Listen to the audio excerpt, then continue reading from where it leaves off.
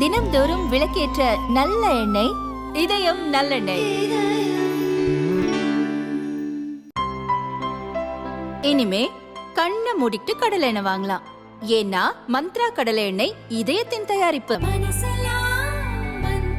சேலத்துல தலை குனியும் அளவுக்கு ஒரு நிகழ்ச்சி நடந்திருக்கிறது. அதை மானம் இருக்கக்கூடிய எந்த ஒரு தமிழனும் கூட ஏற்றுக்கொள்ள மாட்டார்கள். நம்முடைய பெரியார் பல்கலைக்கழகத்தினுடைய துணைவேந்தர், பெரியார் பல்கலைக்கழகத்தினுடைய துணைவேந்தரனுடைய கைது என்பது தமிழகத்தில் இருக்கக்கூடிய ஒரு தமிழனும் கூட தலை குனிந்து நிற்கும் அளவுக்கு பண்ணிருக்காங்க. குறிப்பாக ப்ரொஃபசர் ஜெகநாதன் அவர்கள். இதுல சில விஷயங்களை இன்னைக்கு பத்திரிகை முன்னாடி சொல்ல வேண்டும் என்பதற்காக நான் இங்க வந்திருக்கின்றேன்.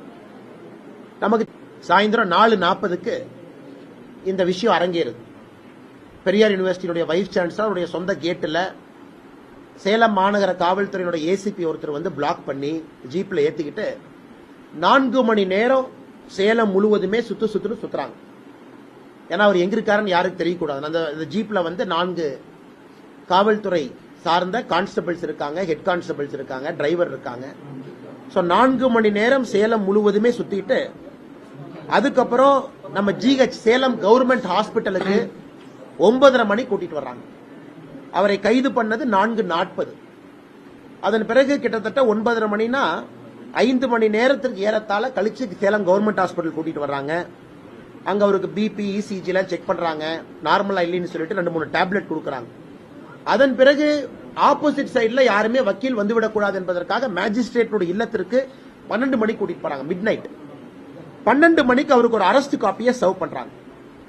அரெஸ்ட் காப்பியில் என்ன போட்டிருக்காங்கன்னா, இந்த மாதிரி இளங்கோவன் அப்படிங்கிற ஒரு நபர் PCR act, SC ST atrocity prevention ஆக்ட்ல கம்ப்ளைண்ட் கொடுத்திருப்பதாக, அந்த வீடியோ ஓபன் பண்ணுங்க ராஜா, எஸ்சிஎஸ்டி கேஸ்ல கம்ப்ளைண்ட் கொடுத்திருப்பதாக காவல்துறை இவர் மேல ஒரு எஸ்சிஎஸ்டி கேஸ் ரெஜிஸ்டர் பண்றாங்க. 3:30 மணி வரைக்கும் மேஜிஸ்ட்ரேட்டுடைய வீட்டில் ஆர்கியூமெண்ட் நடக்குது. 3:30 மணிக்கு மேஜிஸ்ட்ரேட் பெயில் கொடுக்கறாங்க.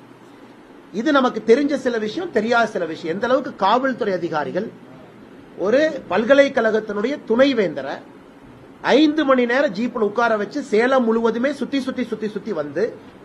9:30 மணிக்கு அரசு மருத்துவமனை கொண்டு போய் 12 மணிக்கு மேஜிஸ்ட்ரேட்டுடைய வீட்டுக்கு கொண்டு போய் 3:30 மணிக்கு அவருக்கு பெயில் கிடைச்சிருக்கு. இப்ப தமிழக மக்களுக்கு நாங்களும் ஒரு ஆக்கப்பூர்வமான கட்சியாக மக்களை பாதுகாக்கக்கூடிய பணி அந்த கட்சிக்கு இருக்கு.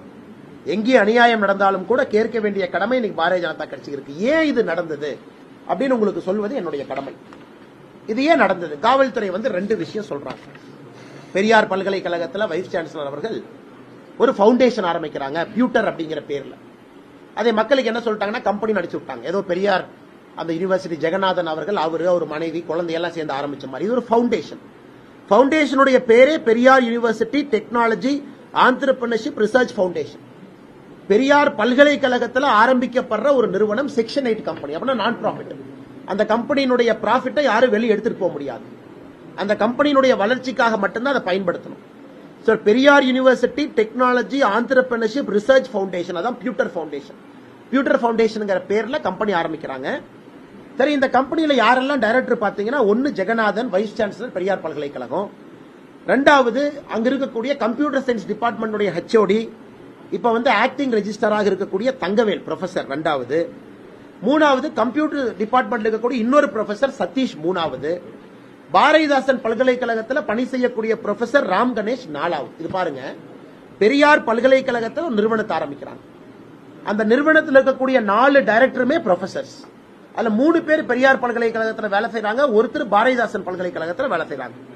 இந்த கம்பெனியினுடைய நோக்கம் என்னன்னா, தனியாரிலிருந்து வரக்கூடிய பணத்தை இந்த பவுண்டேஷன் எடுத்து பெரியார் பல்கலைக்கழகத்தில் படிக்கக்கூடிய குழந்தைகளுடைய வளர்ச்சிக்காக, குறிப்பா அவர்களுக்கு தேவையான இண்டஸ்ட்ரி 4.0 டெக்னாலஜி, அந்த குழந்தைகளுடைய ஸ்கில்லை இம்ப்ரூவ் பண்றதுக்கு, ஆற்றல் திறமையை அதிகப்படுத்துறதுக்கு, பிளேஸ்மெண்ட் ஓரியன்டா தொழில்துறை வேலை வாய்ப்பு உருவாக்குவது சம்பந்தமாக இந்த கம்பெனி ஆரம்பிச்சிருக்காங்க. இது பெரியார் யூனிவர்சிட்டியினுடைய ஃபர்ஸ்ட் ஃப்ளோர்ல 2000 ஸ்கொயர் ஃபீட் ஸ்பேஸ் கொடுத்து அங்கேயே அந்த நிறுவனத்தை நடத்துறாங்க. இதுல என்னங்க தப்பு? இந்தியா முழுவதுமே இந்த கம்பெனிகள் இருக்கு. இந்தியா முழுவதுமே எல்லா பல்கலைக்கழகத்திலும் இது போன்ற கம்பெனிஸ் இருக்கு. அந்த கம்பெனிக்கு வேறு வேறு இடத்துல இருந்து பணம் வருது. அந்த கம்பெனி அந்த பல்கலைக்கழகத்துக்கு பயன்படுத்துறாங்க. இதுல பெரியார் 2 ப்ரொஃபசர் இன்சார்ஜ் ரெஜிஸ்ட்ராரை கொண்டு வர்றாங்க. பாரதிதாசன் பல்கலைக்கழக ப்ரொஃபசர் ராம் கணேஷை கொண்டு வர்றாங்க. இதுல எந்த தவறு இல்லையே. இதுல என்னங்க தவறு? எந்த தவறும் இல்லை. நியாயமாக ஆரம்பிக்கப்பட்ட ஒரு கம்பெனி, செக்ஷன் 8 கம்பெனி, அந்த ப்ராஃபிட்டை ஒரு பைசா வெளியே எடுக்க முடியாது. அது பெரியார் பல்கலைக்கழகத்துக்கு மட்டும்தான் செலவு பண்ணணும். அதை காவல்துறை வந்து ஐயோ அவங்க கம்பெனி ஆரம்பிச்சுட்டாங்க, இவர் ஒரு தனியார் கம்பெனி ஆரம்பிச்சுட்டாங்க, இதனால் பெரியார் யூனிவர்சிட்டியினுடைய சொத்தை அவர் கொள்ளையடிக்கிறார்னு அபாண்டமான குற்றச்சாட்டு, பொய்யான குற்றச்சாட்டு. காவல்துறை தன்னுடைய முகத்தை தொங்க வைத்து நிக்க வேண்டும். அந்த அளவுக்கு மோசமாக ஒரு பல்கலைக்கழகத்தை நடத்தி இருக்கிறாங்க. அடுத்து வந்து பாத்தீங்கன்னா அந்த வீடியோ, நான் உங்களுக்கு சில வீடியோ ஃபர்ஸ்ட் டைம் போட்டு காட்டுறேன். குறிப்பாக அந்த ப்ரொஃபசர் அவர்கள் சாயந்தரம் மத்தியானம் யூனிவர்சிட்டியிலிருந்து கிளம்பும் பொழுது கம்ப்ளைண்ட் கொடுத்தவர் வந்து பேசுற வீடியோ நான் காட்டுறேன். இந்த கம்ப்ளைண்ட் கொடுத்த மனிதர் 2 பேர் வந்து கம்ப்ளைண்ட் கொடுக்கறாங்க. எது கம்ப்ளைண்ட் கொடுக்கறாங்க? ஒருத்தர் சொல்றாரு, இல்ல நான் வந்து ஒரு விஷயமா பேச போனேன் மத்தியானம் 1:30 மணிக்கு, இவர் வந்து என்னைய ஜாதி பேர் சொல்லி திட்டாரு, அதனால வந்து இவர் வந்து பிசிஆர் சட்டத்துல கைது பண்ணணும் அப்படின்னு. அந்த வீடியோல நீங்க பாத்தீங்கன்னா தெரியும், 2 பேர் வந்து பேசுறாங்க. இவர் போன்ல யார்ட்டையோ பேசிட்டு இருக்காரு. இவரே கேட்கிறாரு, சரி வந்து ஆபீஸ்ல பாருங்கன்னு கை காட்டிட்டு ஒரு 10 செகண்ட் கூட இருக்காது, ஒரு 7 செகண்ட் கார்ல ஏறாரு. அவங்க டோரை பிடிச்சி இழுக்கிறாங்க, இவர் ஏறக்கூடாதுன்னு. உடனே அந்த செக்யூரிட்டி கார்டு அவங்களை தள்ளி விட்டுட்டு டோரை மூடுறாரு, கிளம்பிடுறாரு. அப்ப 2 பேர்த்துல ஒருத்தர் சிரிக்கிறார், இந்த காரை பார்த்து சிரிக்கிறார். இவர் ஜாதி பேரை சொல்லி திட்டிருந்தா அவங்க சிரிப்பாங்களா? இல்ல 7 நிமிஷத்துல ஜாதி பேரை சொல்லி திட்ட முடியுமா? அவர் யார் என்பது கூட கூட்டி வந்தவர் மூலமாக, அவர் யாரை கூட்டிட்டு வர்றாங்கன்னா, அந்த பல்கலைக்கழகத்தில் இவர் கிளம்பும் பொழுது 2 நபர்கள் வர்றாங்க. ஒருத்தர் வந்து சக்திவேல், ஒருத்தர் சக்திவேல் வந்து பெரியார் பல்கலைக்கழகத்தினுடைய ஒர்க்கர்ஸ் யூனியனுடைய தலைவர், சஸ்பெண்ட் ஆயிட்டார். அவரை பெரியார் யூனிவர்சிட்டியுடைய வைஸ் சான்சலர் சஸ்பெண்ட் பண்ணிட்டார். சஸ்பெண்ட் ஆன ஒருத்தர் இன்னொருத்தரை கூட்டிட்டு வர்றாரு. அவர் வந்து பிரச்சனை பண்றாரு. அவரு போய் கம்ப்ளைண்ட் கொடுக்கிறாரு. அவர் பேர் இளங்கோவன், சக்திவேல் இளங்கோவன் 2 பேர் வர்றாங்க. இளங்கோவன் போய் பிசிஆர் சட்டத்தில் கம்ப்ளைண்ட், முகாந்திரமே இல்லாத ஒரு கேஸ். இந்த வீடியோவை பார்த்தா யாருக்குமே தெரியும், இதுல முகாந்திரமே இல்ல. டிசிப்ளினரி ஆக்ஷன்ல சஸ்பெண்ட் செய்யப்பட்ட ஒருவர் இன்னொருத்தரோட வந்து இவருடைய காரை மறிச்சு கேட்டை வந்து இழுத்து இவர் போறதுக்கு இல்லாம பண்றாரு. இது எதுக்கு நடக்குதுன்னா, அமைச்சர் பொன்முடி அவர்கள் சொல்லிக் கொடுத்துதான் அது முழுசா நடக்குது. இப்ப ஏன் நான் பொன்முடி உள்ள கொண்டு வரேன்னா, இதுக்கு பேக்ரவுண்ட் 2 இருக்கு. பெரியார் பல்கலைக்கழகத்தில் ரெஜிஸ்டார் பாத்தீங்கன்னா 5 ஆண்டுகளாக ரெஜிஸ்டார் இல்லாம அந்த பல்கலைக்கழகம் இயங்குது. பொன்முடி அவர்கள் இவரை கம்பல் பண்றாங்க, இவரைத்தான் ரெஜிஸ்டாரா போடணும். அதற்கு துணைவேந்தர் ஏத்துக்கலாம். கவர்னர் என்ன சொல்றாரு, துணைவேந்தர்கிட்ட ஒரு ப்ராசஸ் வேகமா கிரியேட் பண்ணி நியாயமான முறையில ஒரு ரெஜிஸ்டாரை போடுங்கிறார். இவங்க என்ன பண்றாங்கன்னா, அந்த ரெஜிஸ்டாருக்கான போடுறதுக்கான மீட்டிங் கூப்பிடுறாங்க.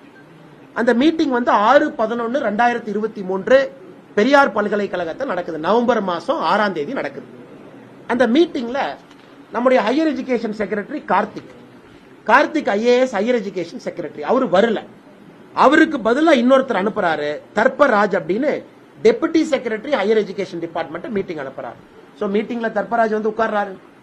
எல்லா விஷயங்களும் பேசிட்டு ரெஜிஸ்டாரை பத்தி பேச ஆரம்பிக்கும் பொழுது higher education secretary Karthik video கான்பரன்ஸ்ல ஜாயின் ஆகிறார் சென்னையில இருந்து.